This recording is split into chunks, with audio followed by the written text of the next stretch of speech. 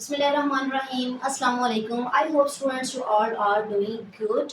आज का हमारा जो टॉपिक है वो chapter number 2 exercise 2.1 math 9th class science group का है। अब उसमें जाने से पहले ज़रा मैं आपको बता दूं कि कल के लेक्चर में हमने क्या किया था कि हमने ये रैशनल और इरेशनल नंबर से रेलिवेंट एक्सरसाइज थी। तो कल मैंने क्या किया था कि रैशनल और इरेशनल की डेफिनेशंस को अच्छी तरह से एक्सप्लेन कर दिया था कि ताकि एक्सरसाइज करने से पहले आप कंफ्यूजन ना रहे। तो चलिए चलते हैं एक्सरसाइज 2.1 की तरफ। चैप्टर का नाम है रियल एंड कॉम्प्लेक्स नंबर्स और एक्सरसाइज 2.1 इसमें जो हमारे पास क्वेश्चन नंबर 1 है that is identify which of the following are rational और इरेशनल नंबर। आपको कुछ वैल्यूज दी रैशनल हैं या इरेशनल वैल्यूज हैं। जैसे कि पार्ट 1 मेरे पास है √3। अब मैंने कल आपको बताया था कि अंडर रूट के अंदर कोई भी ऐसी वैल्यू आ जाती है जिसका सोल्यूशन पॉसिबल नहीं है तो वो हमारे पास क्या होती है, हमारे पास इरेशनल नंबर होता है। अब जैसे √3 है, इसका कोई पॉसिबल नहीं। यहाँ पे अगर √16 होता उसका सोल्यूशन ये था कि वो 4 का उसका आंसर था 4, तो वो एक रैशनल नंबर था। लेकिन यहाँ पे √3 है, इसका सोल्यूशन पॉसिबल नहीं, तो ये इरेशनल नंबर है। अब 1/6 जो भी कोई फ्रैक्शन होती है जिसका डिनोमिनेटर 0 ना हो तो वो हमारे पास रैशनल नंबर होता है। ये हमारे पास है रैशनल नंबर। इसी तरह से पाई है, पाई का सोल्यूशन पॉसिबल नहीं है। पाई की वैल्यू जो है जब आप 3.14161416 से आगे बढ़ती जाती है तो ये भी हमारे पास इरेशनल नंबर है। 15/2 ये भी एक फ्रैक्शन है जिसका डिनोमिनेटर 2 है, means it is an integer not 0, तो ये भी हमारे पास रैशनल नंबर है। इसी तरह से 7.25 एक सिंपल इंटीजर है डेसिमल की फॉर्म में, तो इसको हम कहते हैं it is also a rational number.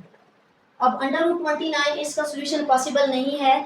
अगर इसकी जगह पे होता 64 तो वो रैशनल नंबर था, लेकिन √29 इसका सोल्यूशन पॉसिबल नहीं है, तो ये एक इरेशनल नंबर है। अब इसमें रैशनल और इरेशनल ये एग्जांपल्स के साथ था। दूसरा क्वेश्चन नंबर 1 भी था। आपको इसकी डिटेल तो कल मैंने बताई थी, आज हमने क्वेश्चन भी कर दिए कि रैशनल नंबर्स कौन से हैं और इरेशनल कौन से हैं। फिर भी अगर आपको कंफ्यूजन हो तो आप मेरी कल वाली वीडियो देखें, वहाँ पर मैंने रैशनल और इरेशनल को बहुत डिटेल के साथ एक्सप्लेन कर दिया था। चलिए करते हैं क्वेश्चन नंबर 2।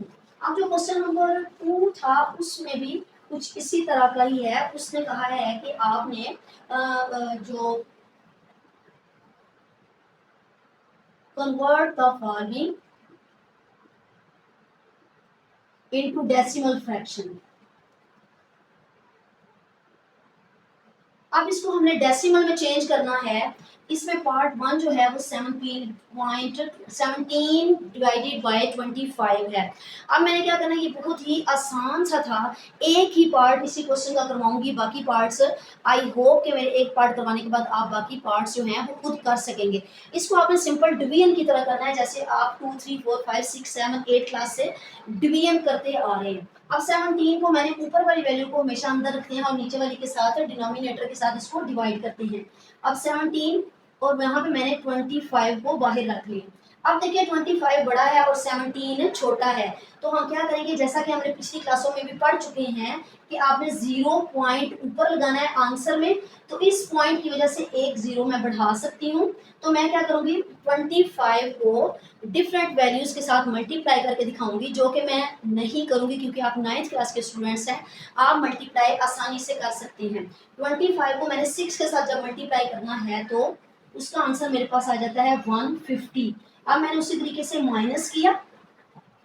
अब देखिए इस इशारिया की वजह से मैं एक और 0 बढ़ाने लगी, उस 0 को मैंने नीचे उतार लिया और 25 को मैंने मल्टीप्लाई करके देखना है कि ये किसके साथ मैं मल्टीप्लाई करूं, तो मैं इसको 8 के साथ मल्टीप्लाई करूंगी तो मेरे पास आंसर आ जाएगा 200। तो मेरे पास जो आंसर आ गया डेसिमल में, डेसिमल का मतलब होता है कि आपने अपना आंसर को इशारिया में लेकर आना है, इशारिया में कन्वर्ट करना है। अब ये तो यहाँ पे दो इशारिया के 2 डिजिट्स के बाद आपका क्वेश्चन एंड हो गया है।